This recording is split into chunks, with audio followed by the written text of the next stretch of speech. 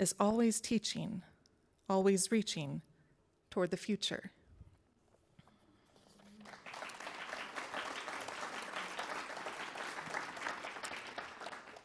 Form poetry, sometimes called traditional poetry, uses a specific structure to organize a poem.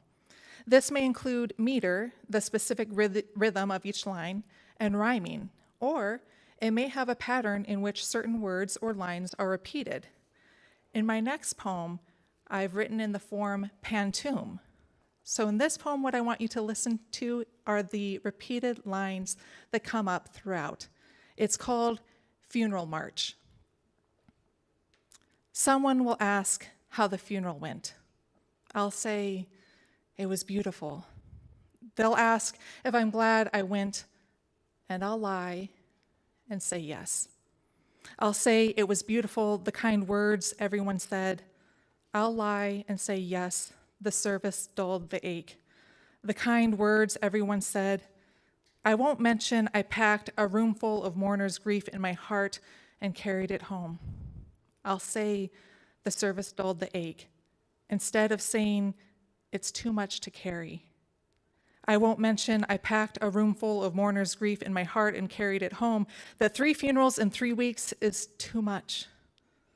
I won't explain it's too much to carry. Instead, I'll say the funeral was beautiful, though 3 funerals in 3 weeks is too much. Because it is. I'll say the funeral was beautiful because it was.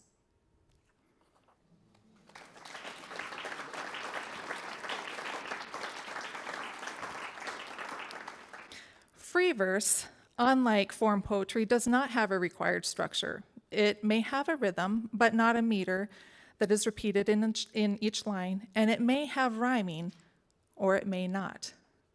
Spoken word brings together the craft of poetry with the art of performance. The connection between the poet and the audience is more immediate, as if the audience is part of the journey. A parallel with pandas. I stopped wearing mascara years ago, though in preparing for my grandma's funeral, I consider adding a touch. Imagining black circles around my eyes, I give up the idea. I think of the tale about pandas, pure white until death takes someone they love.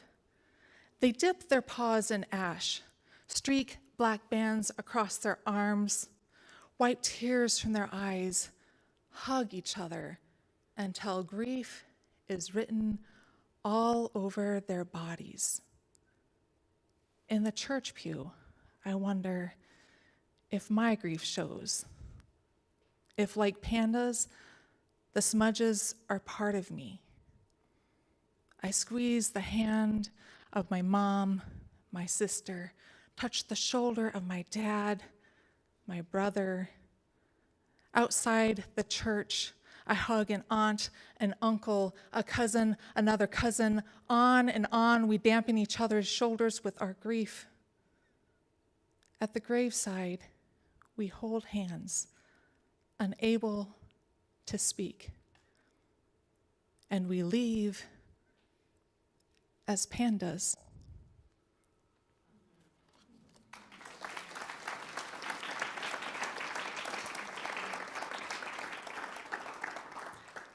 Slam poetry has the same elements as spoken word, and it is performed during a poetry slam competition where the performance is scored on the spot. Slam poems usually deal with political issues, societal issues, or items of personal interest. Regardless of the topic, a slam poem usually has an emotional impact on the audience. Audience participation is also a unique element of the slam poem. As audience members, you can react based on your feelings during the poem, especially with snaps, like clapping, when you enjoy or really feel a specific line. My last poem that I'm sharing with you all today is called The Things I Regret Forgetting. One, the sparkle in your eyes. See, I try to remember, but there's only a blank canvas. I try harder, but then there's only a splash of faded colors. It's like I'm legally blind and I can't see one single line. And I just want to remember what the color green looked like when it was lit up by the heat of 1,000 blazing suns when you saw me. And the gravity of them was so strong that it pulled the corners of your lips up to kiss your eyes. How I wish I could kiss your eyes. How I wish I could see your smile. 2, the sound of your voice. I don't dream of you often. It's as though you don't want to haunt my dreams like you haunt my life, but just want to hear the sound of your voice. I want to feel the cadence of your speech tiptoeing across my skin, reminding me that you believe in all of my dreams, and your voice assuring me that I can believe in them too. 3, I regret forgetting how to think of you and smile. 4, how to think of you and not cry. 5, how to think of you and not feel my heart being ripped out of my chest and mourning over the gaping hole that's left. 6, I wish I remembered the curves of your face. 7, I regret forgetting that just because you didn't die at the scene didn't mean that you would survive the car wreck. 8, that just because I wasn't in the vehicle didn't mean that I would survive the car wreck. 9, I regret forgetting that I didn't know how much time we had left. 10, I'm sorry I didn't write. 10, I'm sorry I didn't call. 10, I'm sorry I didn't meet you at the hospital. 10, I'm sorry when I arrived you never woke up. 10, I can't move on. 10, I can't move on. 10, I can't move on. 10, I regret forgetting that I can't forget how much it hurts that you're gone.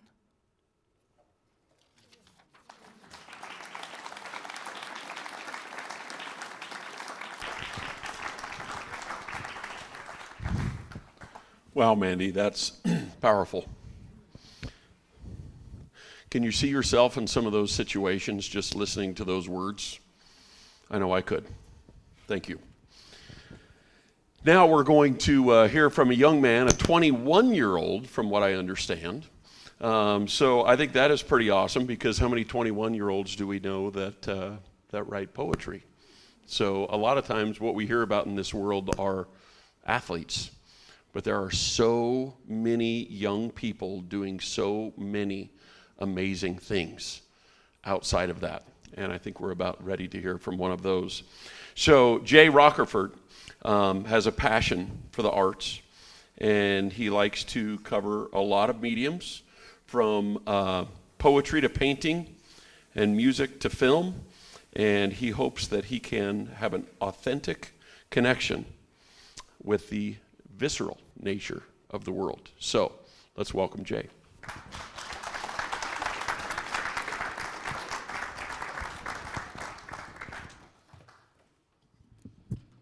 Hi, everyone.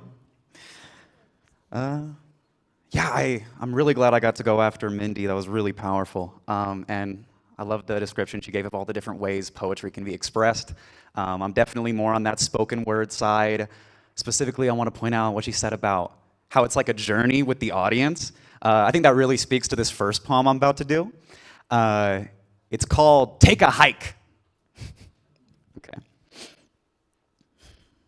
Check my washing machine window, wind blow tumbleweeds. I'm spinning tiresome on the highway. I'm on my way. Got my tunes, chewing my gum, mint teeth, talk my smack, thumbs tap tango with timid, keep temperate. Wear my beads of sweat like my Sunday best, days earned rest. I'm betraying my better judgment, following some call, running redundant towards something, becoming some gust from this wind, blows my eyes out of my camera bag, stamina lags. She is trying to play marbles with my belongings, send me back down, crying to mama. Maybe later. But today is my day off. For now, I keep tapping. Turn that racket off, brush my jacket off, wear her artistry like I'm the canvas. I'm dangerous. Your ancient amusement is my Sunday. I'm the cherry. All's merry, osmosis, oasis. I'm concentrated, born, elevated altitude, Rocky Mountain attitude, traveling so far, like telephone buzz. Lines leaving beehives behind, too kind of me to behave and be gone. Leaving so soon. These pieces go peace, but y'all, I've got a niece to meet. Let leaves let be. My bees glide up upon familiar trees. Let's wave again. We're really gonna reach each beat per minute. I'm in it now. Check back round later. I'm taking this time real slow. Walk backwards with this momentum moonwalk. Too cold, wind blow. Ghostly smiles, so strong. I stand with the power. Hold my own. Each step is my glory. Those shadows tell stories. Tape recording. Humming to myself. Why not bask in the call? Bask in the vast call of my voice, my choice. Let the wind peer pressure me. We go way back, like playgrounds. Blowing me off swing sets. How fun!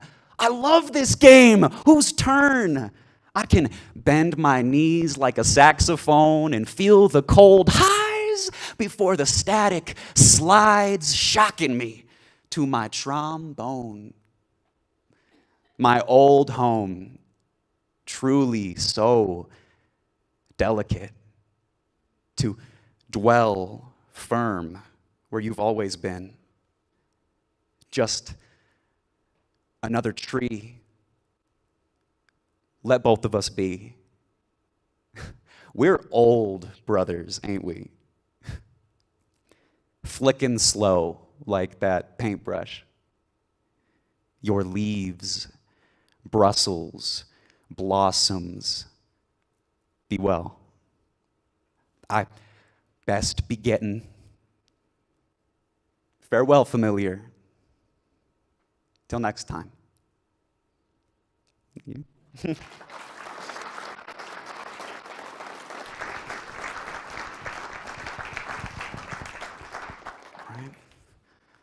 Nature, spring. Oh my God, I'm so happy to be here. This is just, as soon as I heard "Come Spring Again," it got me thinking about so many different things. The last poem I'm going to read was inspired by this event, basically. But this one I'm reading next, I'm having published in an anthology that I submitted it to. That's pretty exciting. The title of this one is called Wide Open Forever. It's loosely inspired by a jaw surgery that I got a couple years ago. I was on a liquid diet for like 2 months. But it gave me a lot of time to write poetry. So, gotta look on the bright side. All right. If I just brush a little harder, my heart'll hop hurdles for miracles. Blush from the smiles we give each other. Hush from the trials we'd never blunder. Lush wonder under the rubble covered such that no other whispers. Our hours trip over themselves to get a taste of showers, blanketing the oblivion beyond the lake, too cold to live inside. Too cold to live inside.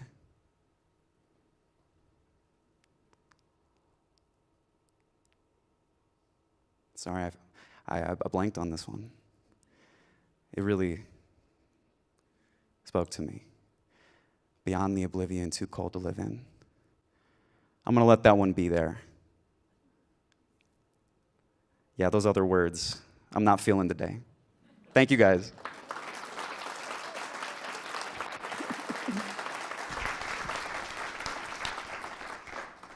Oh, come spring again.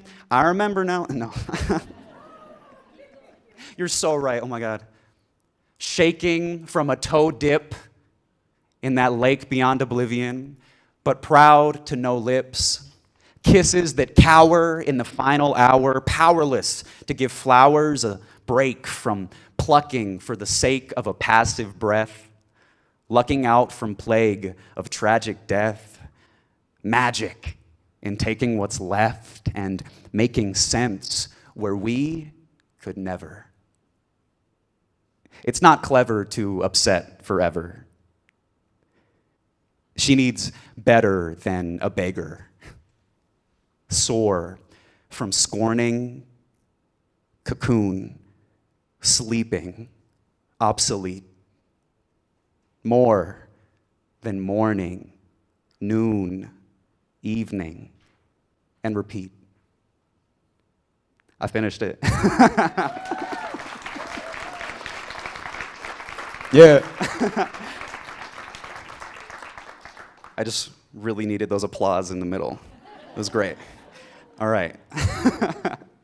All right, and this last one, again, is inspired by this event, just spring, new beginnings in familiar places. The title is Conditions for Love. I am a sarcastic forecaster. Taking cover. I have no clue when love is due. I just know that it must. Soon bloom, make dew, dripping off of us like we couldn't let it gather a little longer. I miss this soft, dense mist. Blowing kisses, intimate scenes these leaves can hardly carry the weight of. My outward hand.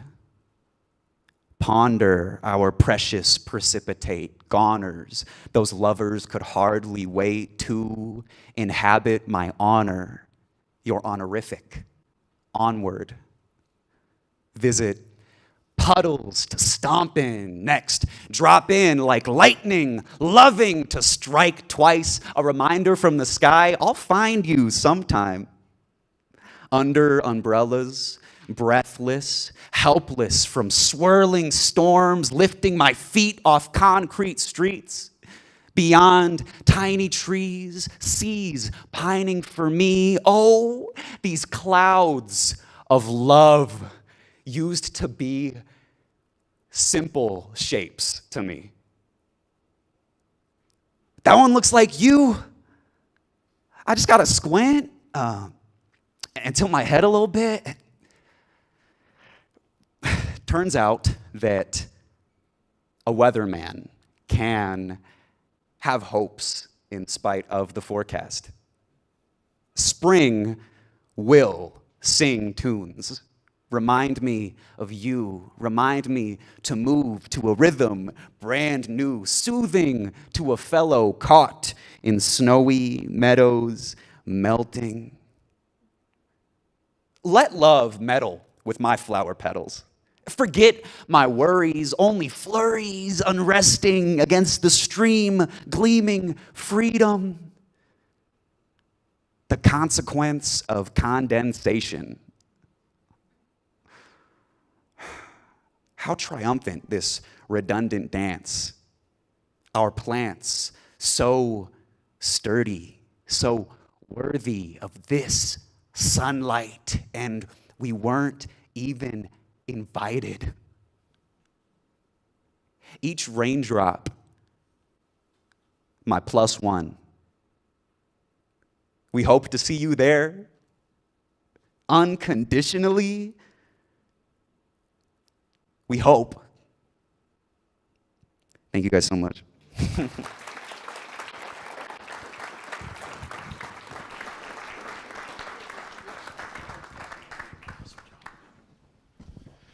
Hey, how about that for our first 4 poets? Yeah, really, really awesome and very inspiring. Very inspiring. So, here's what we've got going on. I see some gals that are racing to pull the plastic off of the cookies because they know they're going to get run over if they don't do it quickly. All right, so we're going to have a 10-minute break and 15-minute break. Okay, 15-minute break. And so we've got cookies over here. There is a tub of waters. Now, for those of you that are not familiar with the Old West Museum, you may go through this door and kind of follow your way around, and the restrooms are back over there. So you will find that. We have some awesome poets coming up for the second half of today's event, and so we're really looking forward to hearing those as well. And we will see you back here in just a little bit.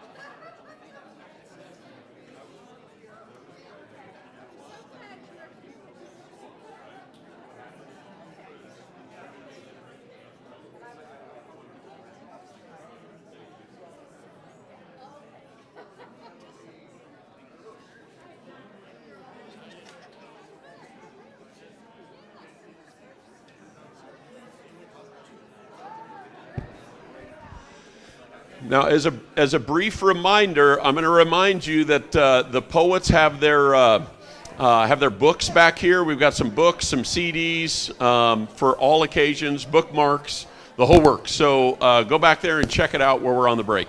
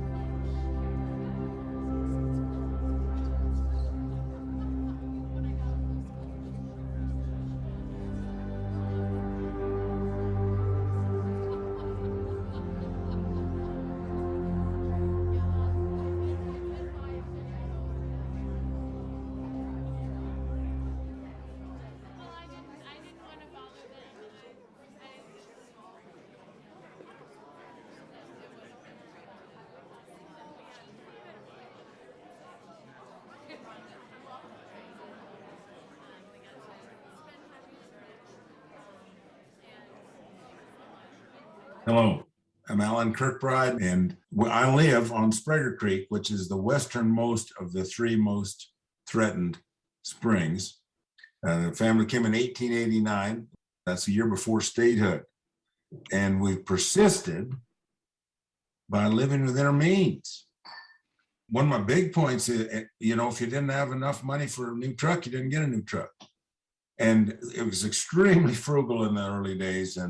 And then we've prospered and done fine. Right now, we are I think we're at the front end of a big problem in the whole West. And that's why we've kind of brought this whole case before you. When we really appreciate you being listening ears. This is looking now off my driveway, and you see the higher ground in the background goes up on the divide where these wells are. Well, you know what? I think I would say that there's one thing that's kind of significant is, how many ranchers have put conservation easements on their places. It gives you the idea that they're looking at it not as a business model to be exploited, but rather as stewards. And I certainly view my time on the ranch as a steward. One of my main jobs is to take care of the place, but also to take care of the business end of the place, because I'd like to pass it on to these guys if they want to do it. And so we have an 8-family business here with ranging from mid-70s to we got our youngest guy, 24. Man, are we glad to have him. Caring for the whole place just really requires not depleting it. It's the whole principle of, and I think these are lessons and they're fights that the whole West is going to experience. Now, I like these neighbors who've applied for the wells, and I do not wish them any ill, but I think it's cavalier to think that it isn't going to really affect the whole community and the environment, the ecosystem, and wildlife. I mean, 132 years we've been on this place. It works, and with what we're doing, I don't want to discount what other people might want to do, but I'm telling you that this is pretty serious to us, and we'd like to have it continue. But I think I'll quit right now.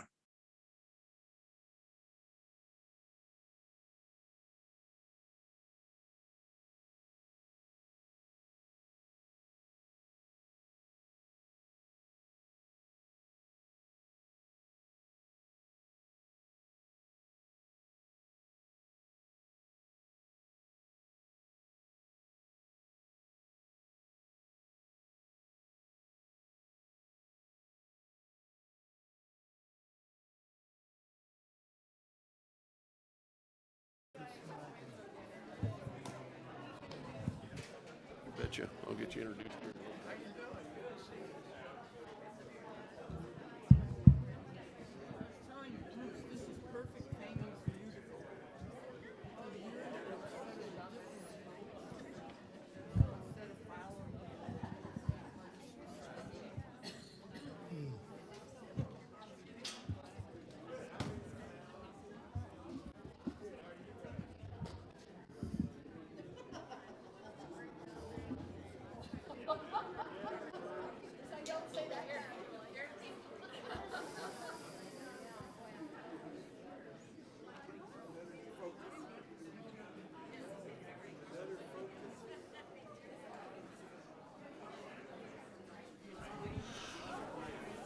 All right, we have a super awesome treat for you. So again, if everyone can find their seats, and we have a really, really great video where we have an opportunity to get to hear, see, and mostly listen to the great wisdom from Alan.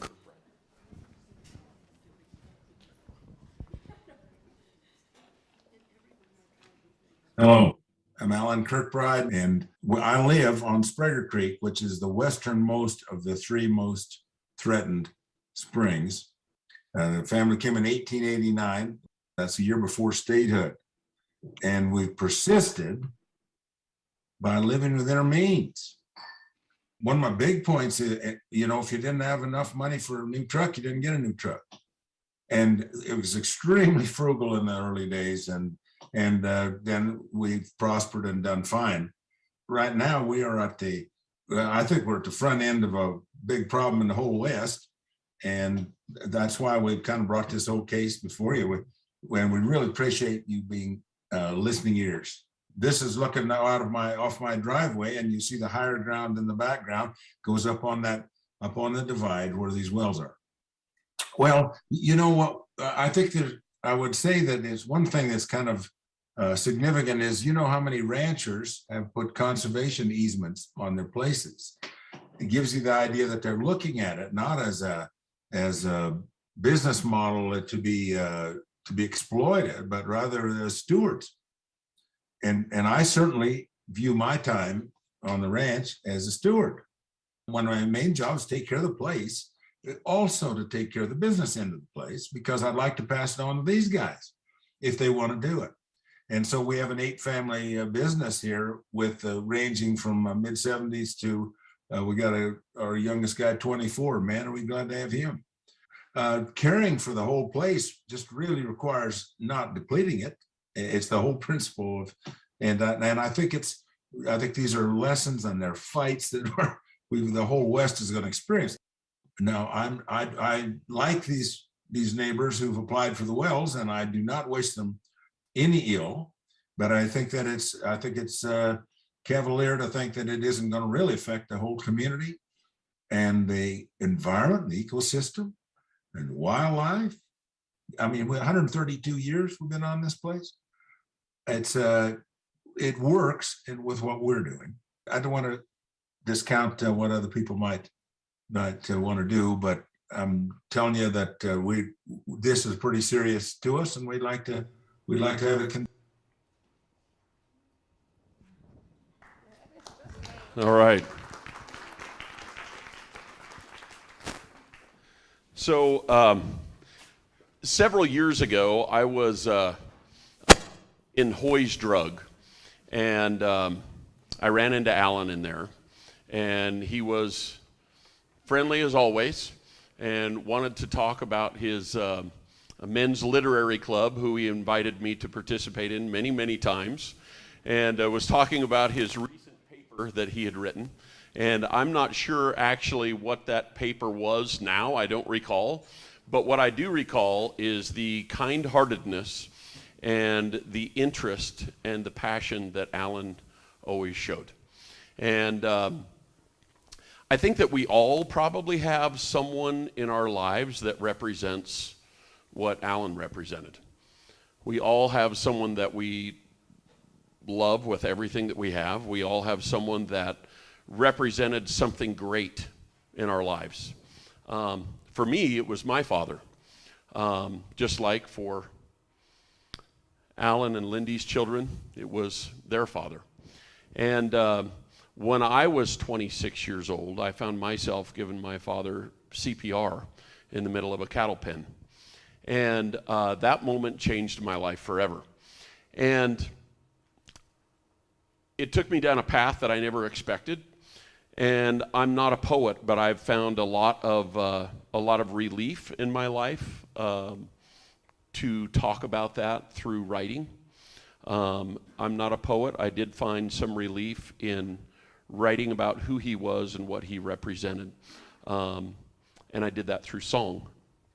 And Lindy has asked me to play that, or to have Paul play that for you today. A song that I wrote about my father not long after he passed away. And I hope that it just helps you reflect, like all of our poets have already done today, to help us reflect about that particular person or group of people that have really made a difference in our life and has really sent us down a course that we never necessarily planned on. You know, in farming and ranching, we talk about legacy a lot. And it took me many, many years after my father's death to realize that his legacy wasn't necessarily just a ranch, but his legacy was who he was and who he taught me to be.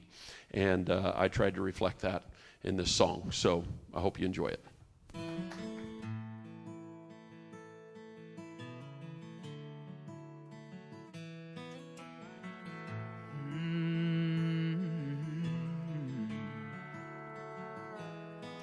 in the fall of '99, when my daddy passed away. I begged for God to bring him back if there was a way. By the silence of the Lord, my prayers were deafened, so it seemed. Oh, why, oh, Daddy, did you leave me? Daddies are a special kind of men. They'll look at you and smile and take you by the hand. They'll lift you up to the heavens and always be your best friend. Daddies are a special kind of men. Then suddenly I saw my daddy walking up to me. He was glowing with a smile.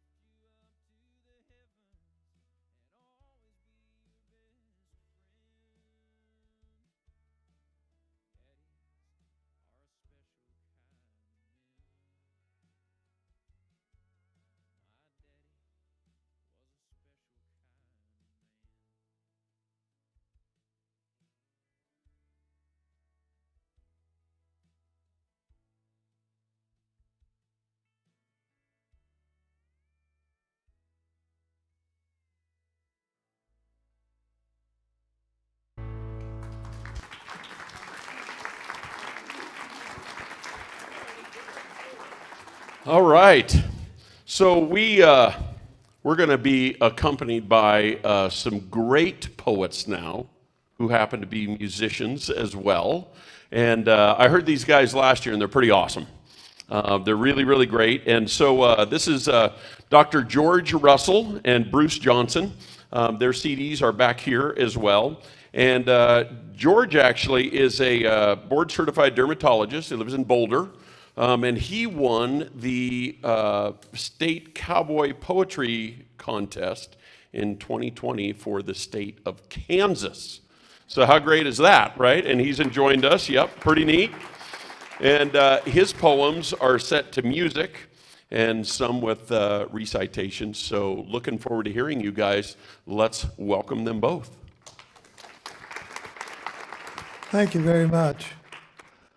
I was giving a performance for a hospice in my hometown, and a guy from my high school came up to me and made this statement to me. "There ain't no money in poetry," he smirked, as if he thought that were clever or funny. "That's okay with me," I replied. "There ain't no poetry in money. I write it because I have a story or a thought I'd like to say, and the choosing of each word is like a step along the way. Like forging a trail through the forest where no one else has been, and you choose each step and direction until you reach the end. At the end of your journey, you sit back and rest for a while, And maybe someone else will follow your tracks and wind up with a smile. So it's not about the money, it's the journey, don't you see? If I can make you think or smile, that's payment enough for me. But it could be about the money. I'll have the sheriff take a look-see, because you certainly spent some money unless you stole my CD.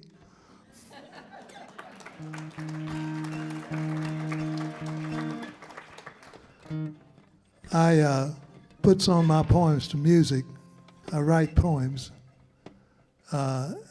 This is one that I wrote for my daughters. Some of you fathers may have done this with your children, and some of you women may have danced on your father's toes too.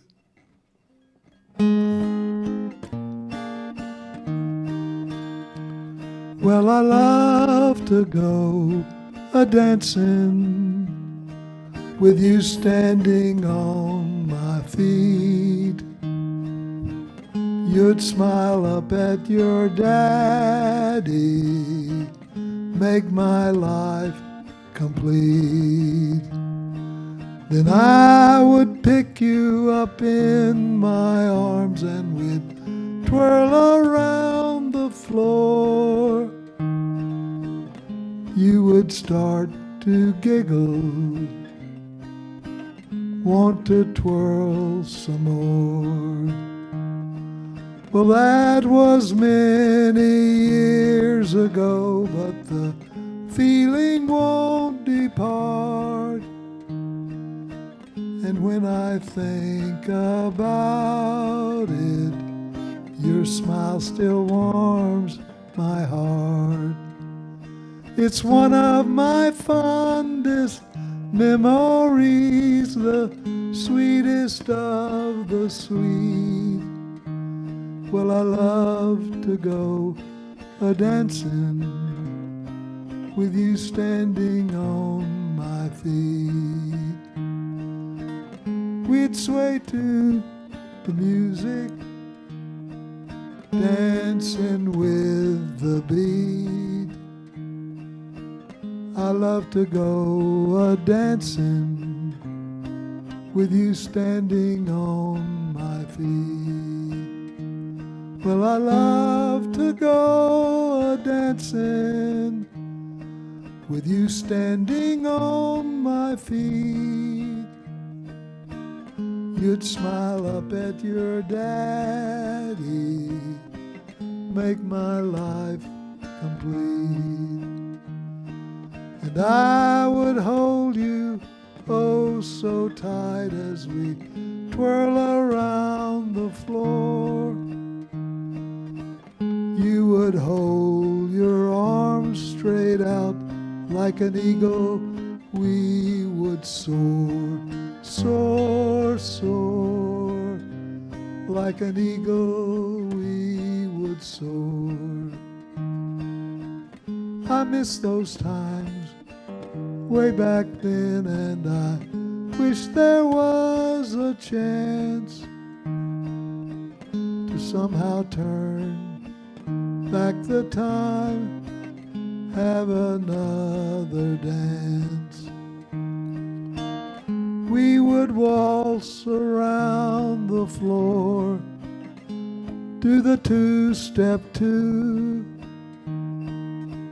Then you would smile when I whispered, your daddy sure loves you. Well, I love to go a-dancing with you standing on my feet. You'd smile up at your daddy, make my life complete. And I would hold you oh so tight as we twirl around the floor. You would hold your arms straight out like an eagle. We would soar, soar, soar. Like an eagle we would soar.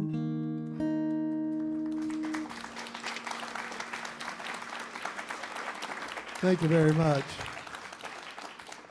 This next poem is about a guy who's driven his herd to Denver from Texas and sold them, and he's getting ready to go home.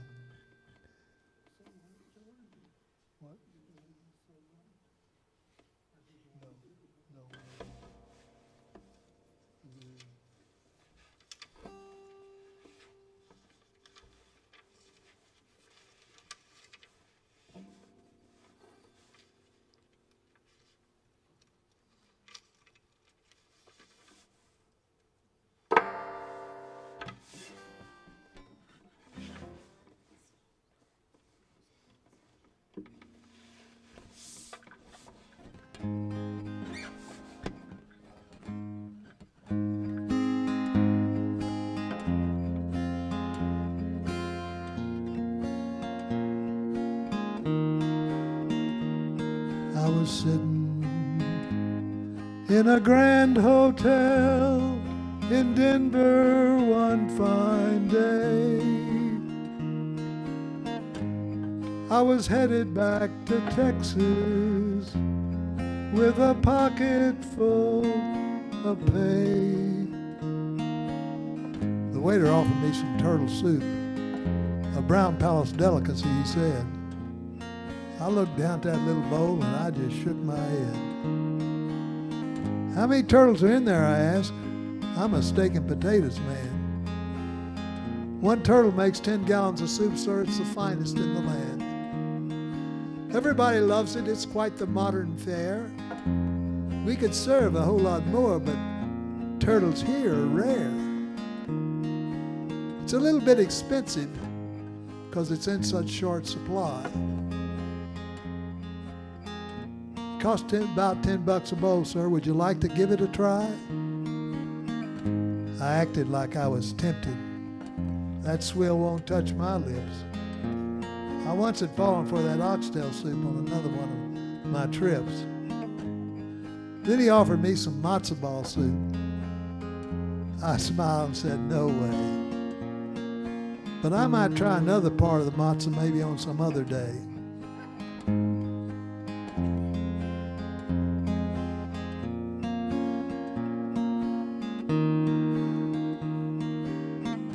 I saddled up at the break of dawn. We were eager for the trail. Threw open the gates to the turtle corral, and we gave a turtle boy a yell.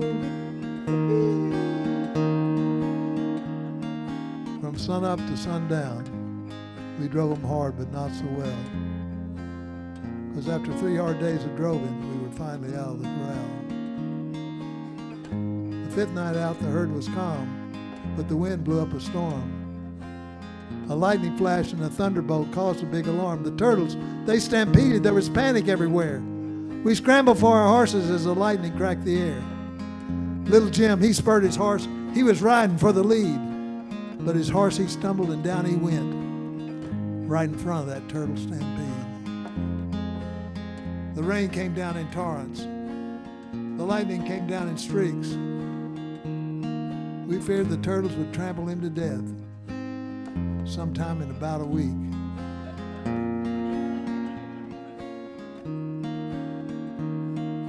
That night the storm had quit. The herd was still intact. Little Jim was a little stove up with a stone bruise on his back. I dreamed that night of oxtail soup, turtles, and matzo balls too. And I came away concluding my turtle boy days were through. Though I've never heard of them before, don't know if they're a critter or a bird. But next week I'm going to round me up a great big matzo herd, a great big matzo herd.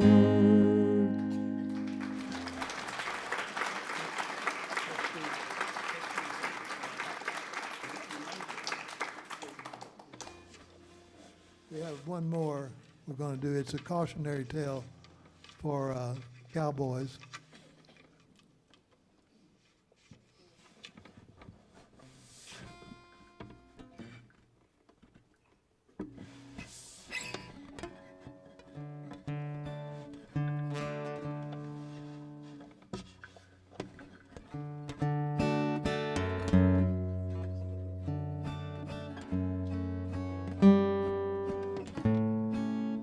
Went to a barn dance Saturday night, met two girls with eyes so blue, so blue. So I fell in love with Kate that night, fell in love with Edith too. We all were just so happy, my dreams had all come true. Then Kate found out about Edith. Now I'm feeling blue. So Kate and Edith left me. It proves that old adage true. Because you see, to my chagrin, you can't have your Kate and Edith too. So you see, to my chagrin, you can't have your Kate and Edith too.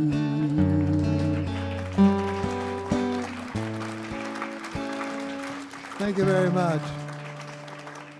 Bruce Johnson on the guitar.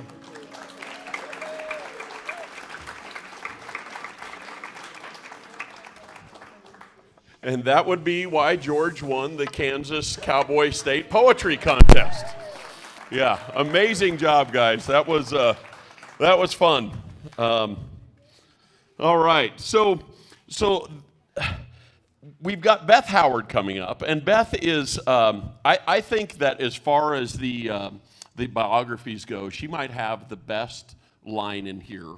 And now knowing that she is a multitasker, so she is not just a writer, but she is an artist, she's a yoga teacher, she's a community advocate, and she is living, of course, in Cheyenne, and this is the tagline that I love, with her youthful husband, Paul, and her old dog, Diesel. Like it's all perspective, right? And I have to agree with Beth that over the last, Paul, 30 years that I've known you, you pretty much look the same. It's not okay. Yeah, really looking good. So let's welcome Beth. We're looking forward to it.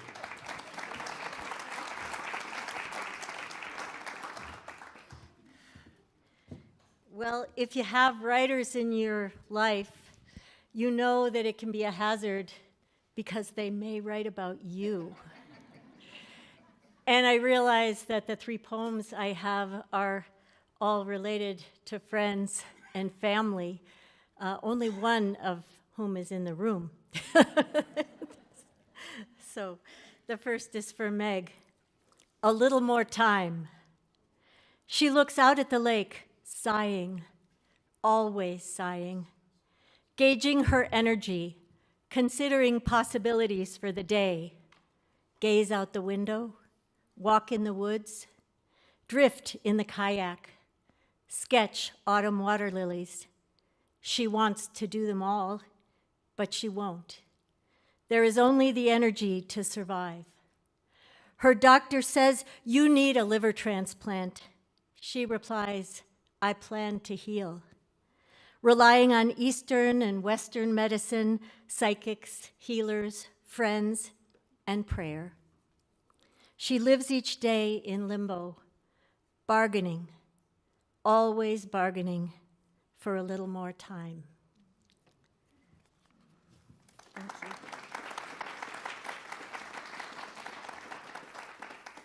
So in my biography, it mentions that I've studied writing with Natalie Goldberg for 20 years, and I'm still learning.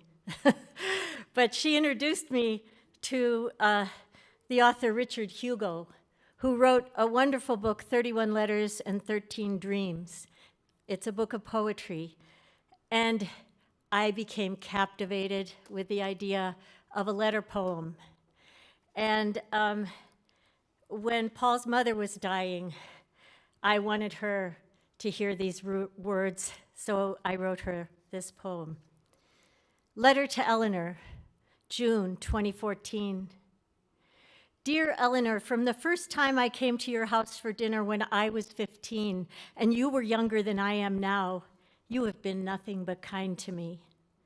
I cannot recall one single time where you were short or cross with me. I do not take this for granted because I know it is not the norm. When I've heard others complain about their horrible or cruel mother-in-law, I count my blessings, for I have you, the best mother-in-law ever. I will always remember the time when Sam was 6 and Andy and Pete were 2. The twins were hospitalized with croup and Sam was starting first grade. You and Gordon dropped everything and came out from Chicago to help us when we really needed it. Whenever you came to visit, you would ask me if there was mending for you to do. There always was. In between your visits, my children outgrew their corduroy pull-on pants and striped long-sleeve t-shirts before I ever got them mended. No one else ever offered to do mending for me. When visiting, you made a point of finding small, practical things you could purchase for us to make our lives easier. A hand mixer, a salad spinner, 4 dainty grapefruit spoons. We still have and use all of those things. Then there was the time you and Gordon came to stay with the boys for a long weekend so that Paul and I could enjoy a getaway to Santa Fe. Were you in your 70s then? The boys were in their early grade school years. Gordon looked forward to getting to know them one-on-one without their parents around. You took them to the Wyoming Hereford Ranch to hear the Cheyenne Symphony play a special performance for families. I remember when we returned home, you mentioned cautiously that the boys had told you that they didn't ever have to pick up their toys in the basement. The basement was trashed, and I remember Paul bounding down the stairs to correct the boys on that point. Mostly, I am forever grateful to you for being the kind of mother who was adored by her son. Because as your daughter-in-law, I've inherited the adoration of your baby boy, and he has cultivated that same loving kindness and respect towards me in his own sons. I do not take this for granted. It was not this way in the family I grew up in. I know that it is not this way for many wives and mothers. You have left me a legacy of kindness. There really is no way I can ever repay you, but I will honor you in my relationships with my own daughter-in-laws and with our future grandchildren. I'll start now by improving my mending skills. With much love, Beth.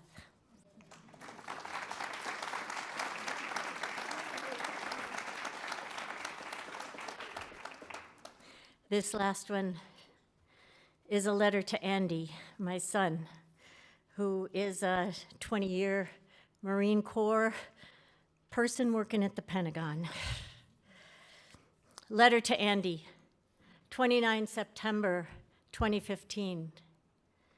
Dear Andy, yesterday Mallory emailed me a link to your wedding photos, and I was transported back to that day 6 months ago in New Orleans. That day when I was able to celebrate your wedding following your 3 deployments to war in Afghanistan. That day when I knew I was the luckiest mom. This was especially clear because your friend Eric, an honorary groomsman, had been killed in Afghanistan 2 years earlier on May 4th, 2013. At your invitation, Eric's mother attended the wedding. She introduced herself to me, we hugged, and she said, "Thank you so much for including me." I replied, "I am so grateful you are here." Meeting her, my heart felt so full and so broken all at once. Andy, there is a photo of us dancing at the reception with you in marine dress blues and me in a blue sequin dress. For the mother of the groom dance, you surprised me by asking your brother Sam to play guitar and sing My Love Will Follow You. He then surprised you by asking Ruth to sing harmony with him. Tears flowed, but we held each other up, stepping left, right, left, right. My hold on you, accentuated by electric blue fingernail polish, was both fierce and tender. I heard, My love will follow you, repeated in the chorus, and I whispered in your ear, to hell and back. My love will never let you go. Do you remember when Sam was in high school, when his friend Wolfie lost his mother in a crash with a semi-truck, black ice on the highway? Sam had always called her his other mother, and I knew he could have just as easily have lost me. I wished for each of my sons to have the blessing of an other mother. Meeting Eric's mom, I knew that it could also be a blessing to have an other son. Please stay connected with her, sharing your ordinary and extraordinary accomplishments so that she can know and celebrate the life of an other son. I am so grateful for your kind heart and for your love.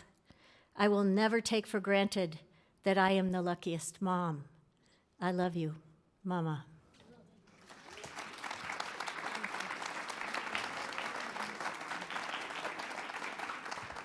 Thank you, Beth. That was, wow, heartfelt.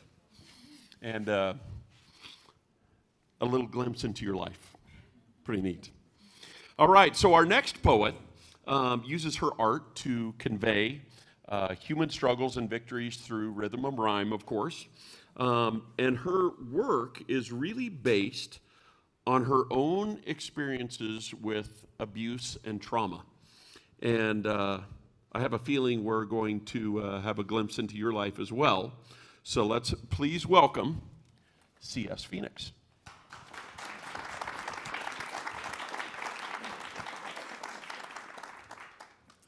Thank you. Before I start, I do want to say, kind of give a basic trigger warning. There's a lot of feelings in these. Today, I will be talking about things such as abuse, disordered eating, and suicide. This first one, we talked a lot about memorizing poems, and it's something I'm not great at. And I realized that one of my poems is actually not on my phone, and so I'm just going to have to bite the bullet and do it, guys.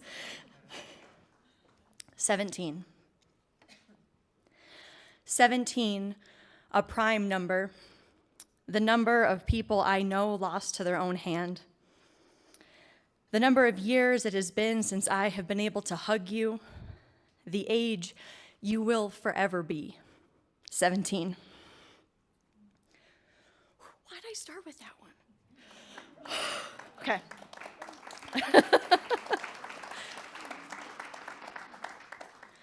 On the street. I learned long ago to barter my body for safety.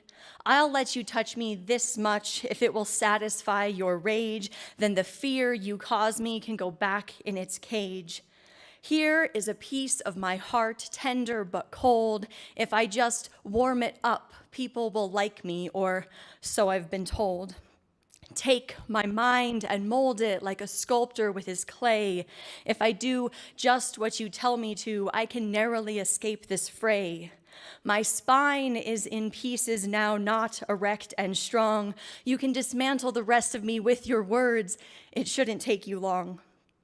I'll give you my only leg to stand on if you just give me your word that you are not here to break me. I know the request sounds absurd, but I have spent my life dealing pieces away to protect me from the pain. Take what you want from my inventory. No two pieces are the same. I have sold myself in this market since I was a child to parents, lovers, and friends, and each time I tell myself this is where it ends. I must build myself whole and wait for the day when somebody wants me complete. But each time I feel the terror set in, I end up back on the street.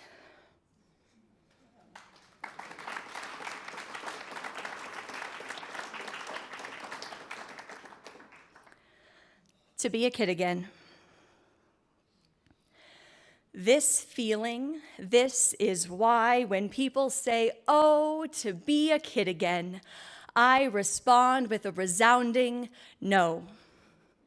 Helpless, worthless, scared. That's what childhood felt like. When I was young, I couldn't escape, I couldn't leave. Now, far away from you, and I still feel like a kid again. My brother reminded me, I got away from you. You aren't here right now. I got away, put miles between us.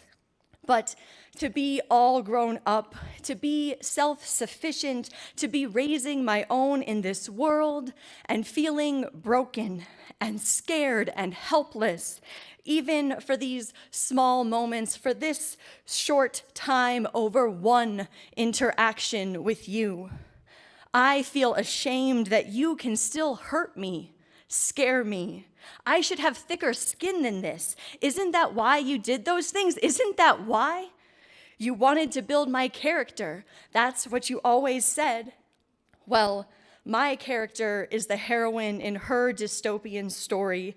She has demons that resemble your face, and she will spit fire and ash before she lets you, the unlikely villain, best her.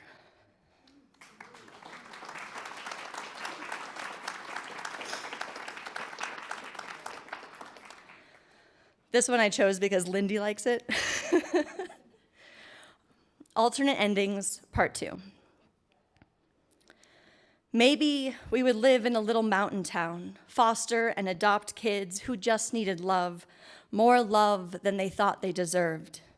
We would play punk rock and emo music, but never forget about the classics either. We would let the kids cry when they needed to, because we never got to. But we would also teach them to be brave in the face of adversity, because life never stops being hard. We would pour our hearts into other humans until the world was filled with people who understood we all deserve love.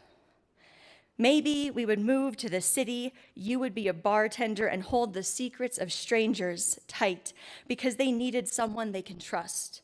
I would work at a youth center and help underserved kids find their path in life. Your girlfriend would be an artist, respected in her field, but just wild enough to keep your attention. My boyfriend would run a farm-to-table restaurant. He would be down to earth and ride a motorcycle.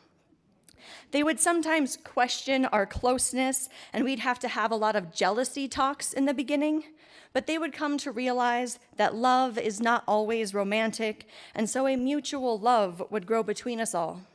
As we transition through life, sharing a loft and eventually moving on to live apart from each other, we would cherish the time we had together and the growing up we did together. Maybe we would backpack across Europe, fall in love with a little town and never leave. Maybe you would be a teacher in our hometown and continue to impact those around you every day.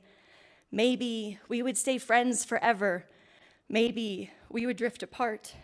But all I have is maybe, because I lost you too young.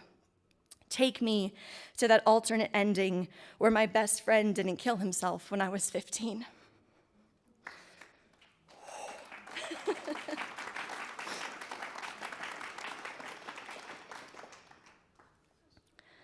Fine.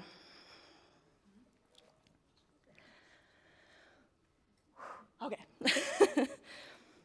I imagine going through pictures and coming across any of the ones where I look F-I-N-E fine, and getting that motivational speech that always seems to follow.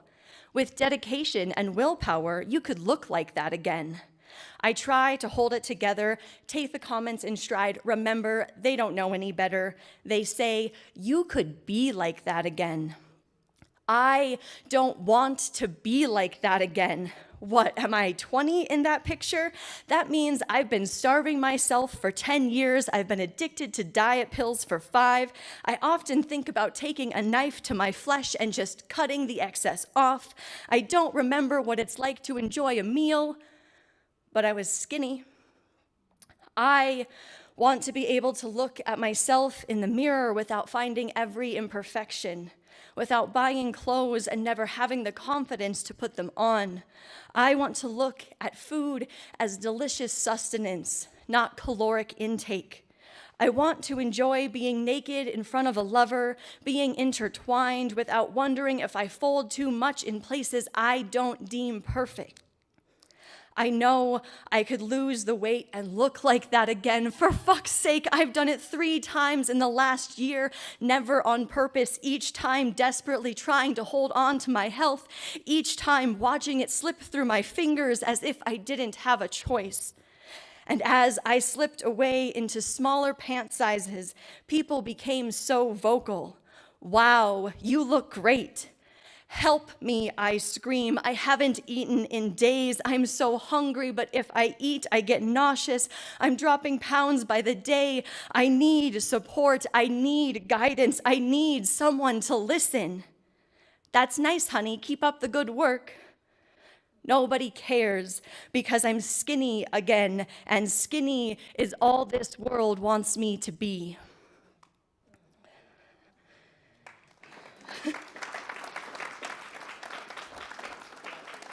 And I have one more.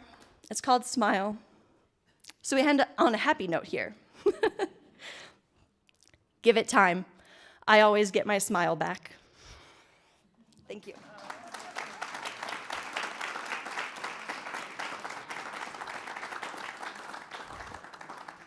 Wow, is there anything more powerful than the spoken word? Yeah, well, we have a very special guest, and that is our Poetry Slam winner.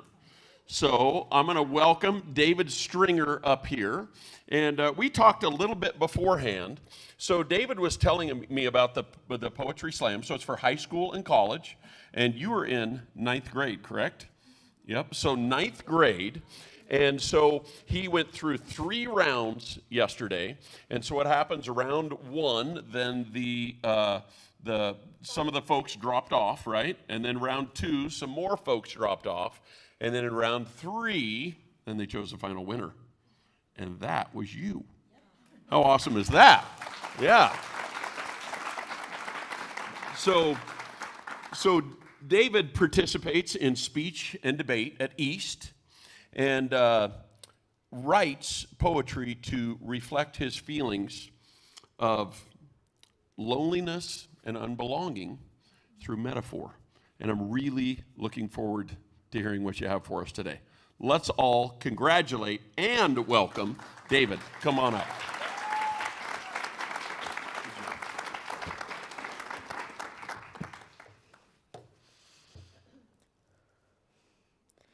Before I begin my poetry, I have a few people I'd like to thank. I'd like to thank everyone that made it possible for me to be on this stage today.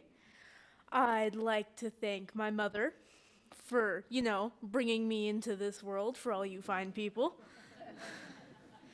And I would like to thank everyone I competed with yesterday.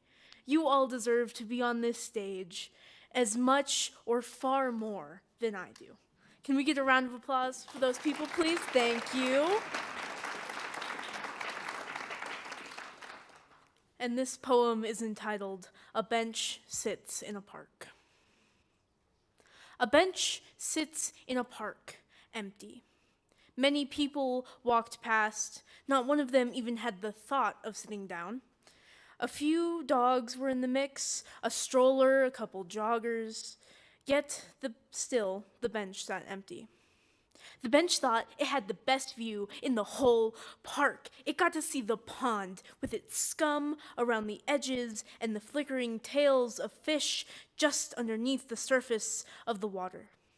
and ducks that floated there contentedly waiting for someone to throw their last bit of sandwich for them. And the bench got the view all to itself, for the bench sat empty in the park. Day faded into night, and the bench sat with its past memories.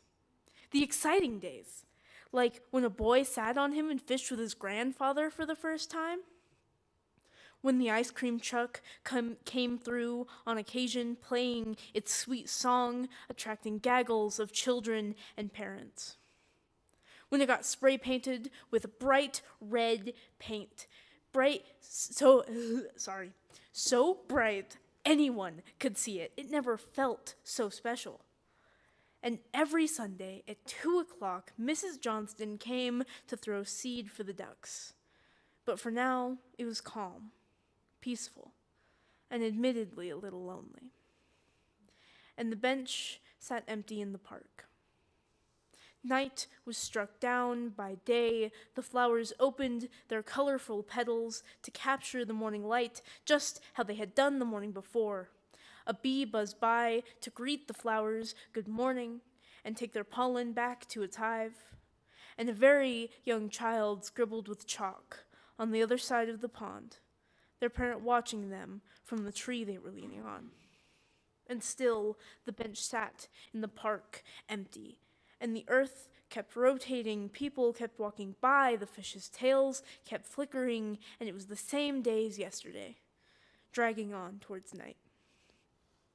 Until, around noon, when a small, tired creature strolled by. It stopped, looked at the bench, and jumped on it. The small, mangy kitten laid across the black metal bench, its long, dark fur being smushed against the flat bars. And as it slept in the warm sun, it purred lightly. The bench was never more content. And a bench sat in a park, only mostly empty.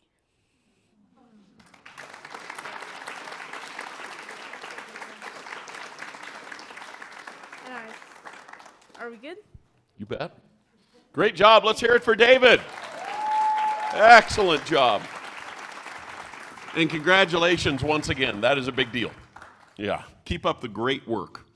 All right. So our last poet of the afternoon has a table back here that has about, 600 books on it.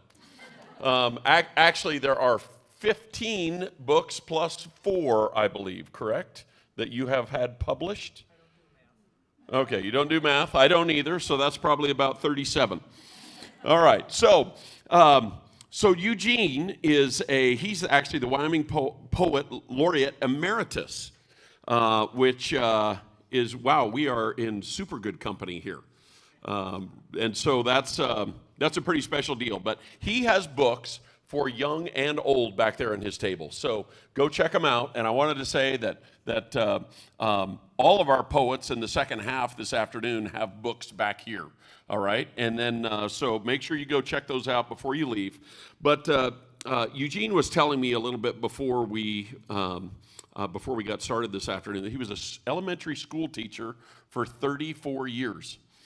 I told my wife, who is also an elementary school teacher, if I was one, I would definitely be in jail. And so it takes a lot of patience, in other words, to be an elementary school teacher. So 4 of those years were in a one-room schoolhouse. And he was also known as the teacher who dances on desks. And so I have no idea what that's about. Maybe he's going to talk about it. But let's welcome Eugene Gagliano up to our stage.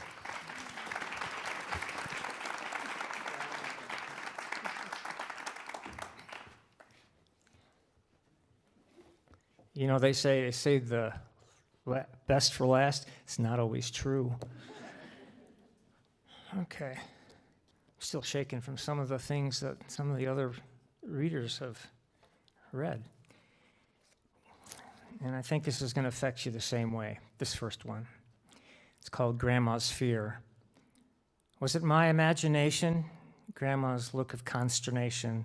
Had she received misinformation or had she missed a celebration?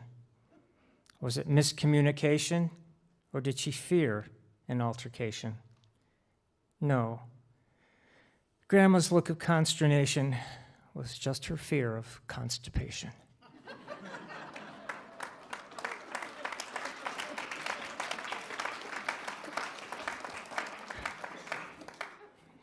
My wife's going to say, "You really read that?" I said, "Yeah." Daddy's Little Princess. Before I continue, when I write and I read, I want people to think.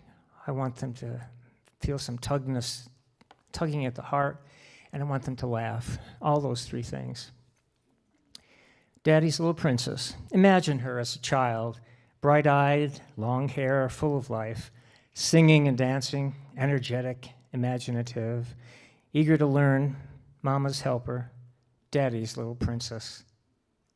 She sits quietly in the nursing home, slumped in her wheelchair, thin, pale, short gray hair, eyes dull and distant, clutching a worn dolly, lost inside herself, waiting patiently for the end.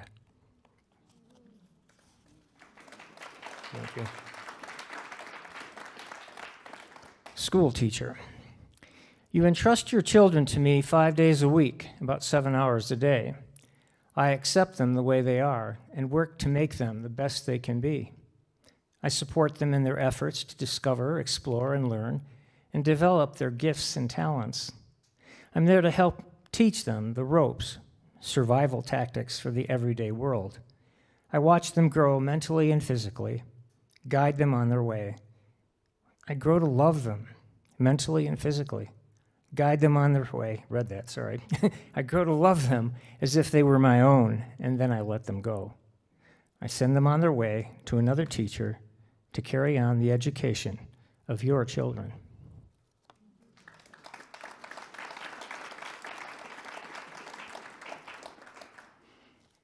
This one I hope we learn from. So often we walk by somebody for whatever reason and just ignore them. This is called Young Man. This is when I was working at the hospital as a greeter during the pandemic. Young man, beard and tattooed, hospital housekeeping. I wondered, what's his story? What's behind the mask and hazel eyes? Struck up a conversation. Discovered more than his youth suggested or his badge stated. Lived in Spain and Turkey, 24-year-old Marine. Served in Afghanistan, worked with the CIA.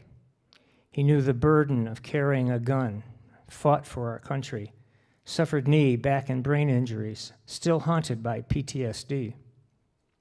17-year-old brother shot and killed while trying to help a friend. War's separation cost him his marriage. Musical, writes and sings his own songs, like Freedom Ain't Fair. Strums his guitar to the depths of his soul. Has goals, pay off mortgage, dreams, start a business, start a new life with hope built on the scars of the past. Glad I spoke to him. I would have missed this unseen patriot.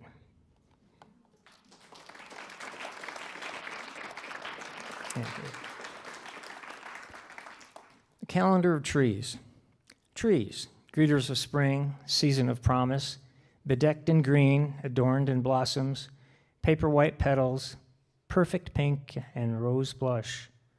Trees, breath of summer, season of life, dressed in emerald garb, grasping endless sky, shading, waving, fluttering, inviting feathered friends. Trees, artist of autumn, season of bounty, fruit and nut laden, splashed apple and rusty red, burnished gold and brilliant yellow, a flamboyant farewell. Trees, guardians of winter, season of rest, evergreens clad in wedding white, transparent deciduous branches woven into the sky, a keyboard for wind songs.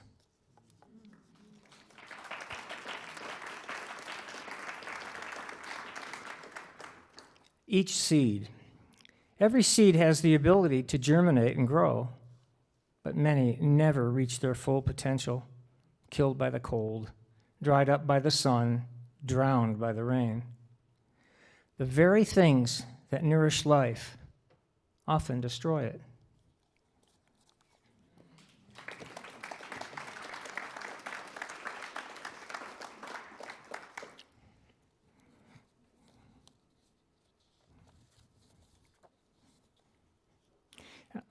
This particular book, I've got to put a footnote here real quick. When Mark Gordon's first wife was killed, his daughter Bee was in my classroom. And then 2 years later, I had his daughter Annie. Mark loved poetry, and he's a very poetic kind of guy. He memorizes a lot of poetry. But I asked him, I knew he liked my work and he liked my teaching, but I wanted him to preview this book without telling him that I was going to dedicate it to him. And he wrote this really very nice preface. And so at one of the Governor's Arts Awards banquets when I was reading, at the last part, I said, Mark, could you come up here? Came up, and I presented it to him. He couldn't say anything. He just stood there. And somebody said, how did you do that? I said, I don't know. Anyways, this is one of my favorite books. The Old Barn.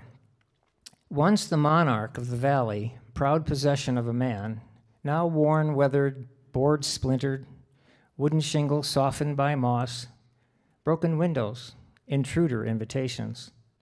A mouse-infested bat dwelling after decades of sweet rain, silent snow, and sun-scalding dry winds.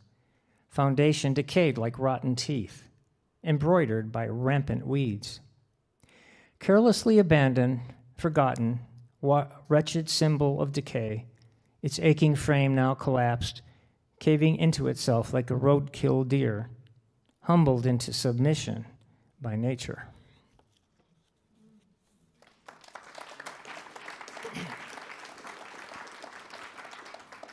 I read this to my men's group the other day. We were talking about, again, I can look around here and I can tell some people what their lives have been like or what they're dealing with.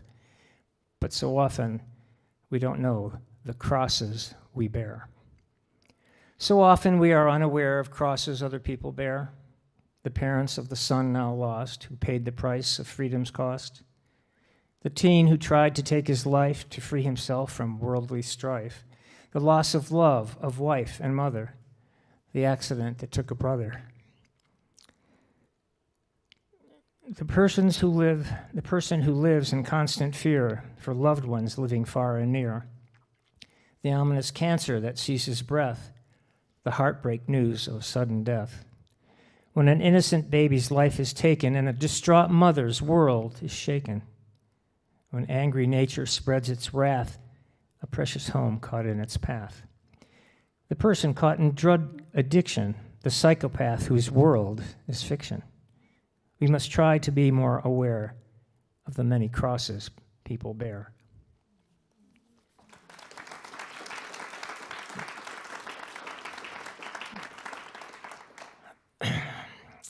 Outside the door.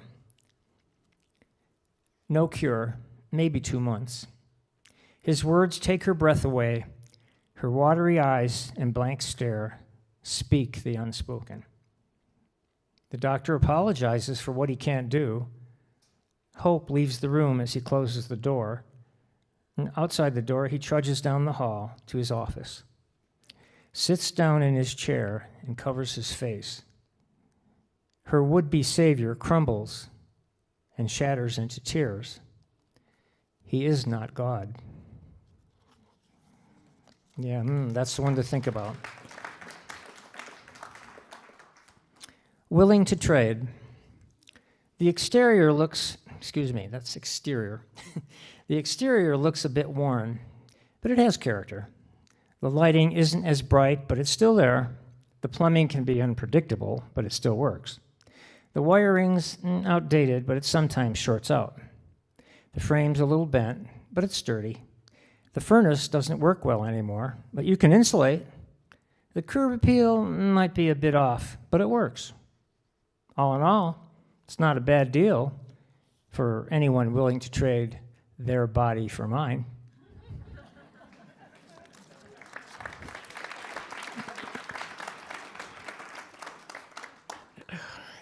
Don't look at me that way. Roadside Hero. This one hits home for the people in Buffalo. It was written in memory of Walter Corbin, Fort McKinney Veterans Home. And I took the picture, you can't all see it, but it's a picture of the cemetery that I took on Memorial's Day. Roadside Hero.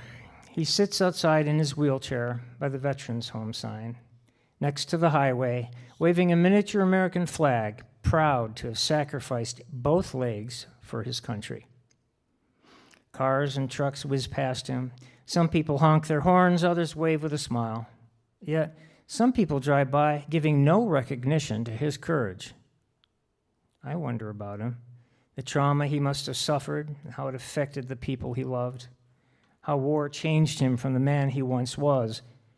What horror is hidden behind his patriotic eyes?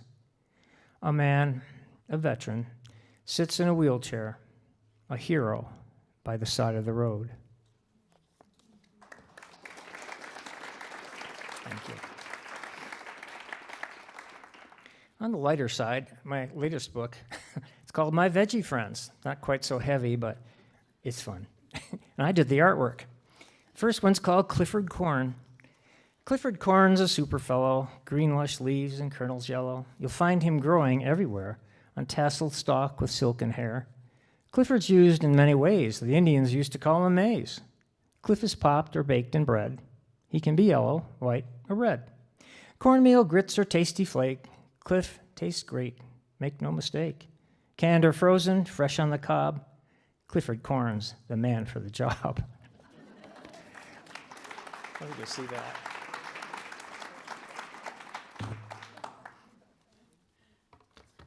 And another one I want to share from this book is called Tasha Tomato. Tasha Tomato, all dressed in red, bathed in the sun from her garden bed, enjoyed blue skies just growing green, hanging below under leaves unseen. Tasha grew bigger and wider each day, warm and snug, mulched by the hay, sending her white roots deep in the ground, growing juicier, plumper, and round. Tasha dreamed of the county fair, someday wearing a blue ribbon there. Tasha'd be happy in a salad, too, in salsa or sauce, just to please you.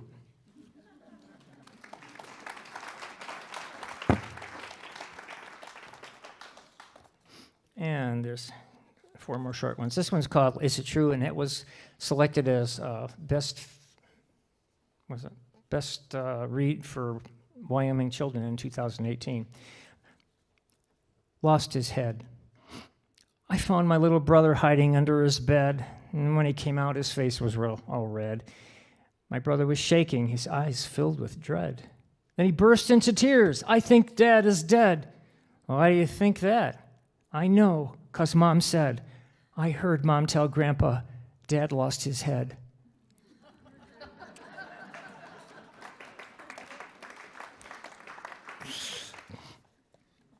This is a favorite. I've done 184 school visits, and when I don't just read to them, we do character stuff and get dressed in hats and stuff. But this one's called Heard That Before.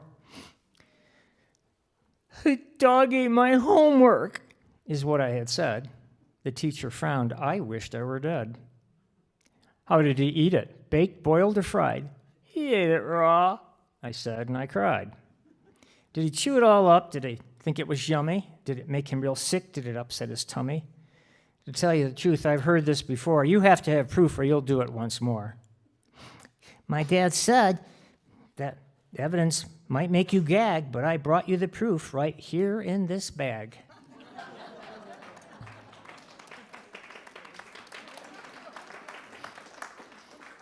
And the last one, this book was one of the first kids' books of poetry, and this is the favorite at all the schools. Bear with me. It's called The Whoopee Cushion. And I always ask the kids, do you know what a whoopee cushion is? Preschoolers know. It's amazing. It just cracks me up. Bradley put a whoopee cushion on the teacher's chair, and Sarah said he wouldn't, so I guess it was a dare. The teacher's old and kind of frail. It wasn't very fair. I thought he'd get in trouble, but Bradley didn't care. She didn't seem to notice as she sat down in the chair. She only smiled, excused herself, and gently fanned the air.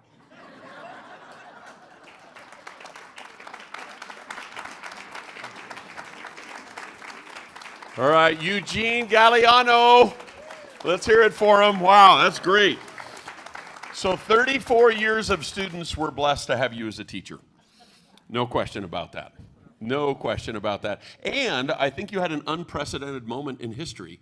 You presented something to a politician and they were speechless. Has that ever happened? I'm not so sure it has, right? All right, so Lindy has a couple of thank yous she wants to give before I close us out.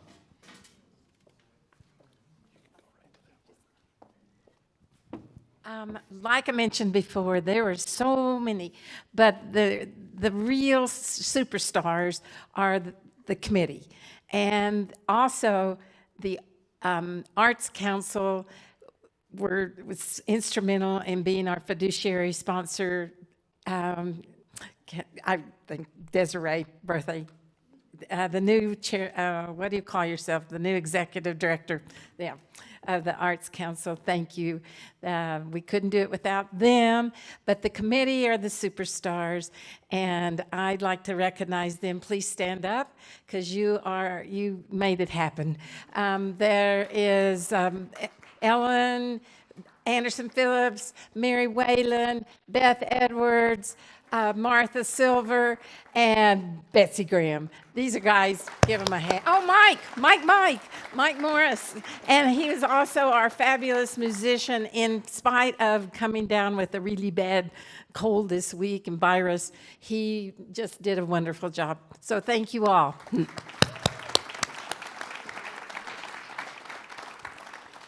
All right, I'd like to mention, too, that I think Mike is going to play as we're kind of wrapping up as well. So apparently we have a lot of Cookie Monsters in here, and that's okay, because there's cookies left. And so you can help yourself as you're clearing out. Remember that our authors have books back here, and I know that they would love to visit with you. I know that they would love to sell you those books, to sign those, to chat with you, and I think that's very important. So I think that if we didn't all learn something today, what we should have learned is that we're all a whole lot more alike than we are different. But we live in a world where I think that a lot of times we focus on our differences, not on the things that actually bring us together. And I think that Eugene said it well, that we all have crosses that we bear. I think that one of the most powerful things about human beings is we're all equipped with this superpower, and it's called kindness. And that if we can just remember that we're all equipped with that superpower of being kind, because we don't know what crosses people are carrying, because we all have a story, and those stories were shared with us this afternoon. So remember, come spring again, the Alan Kirkbride Poetry Gathering in 2025.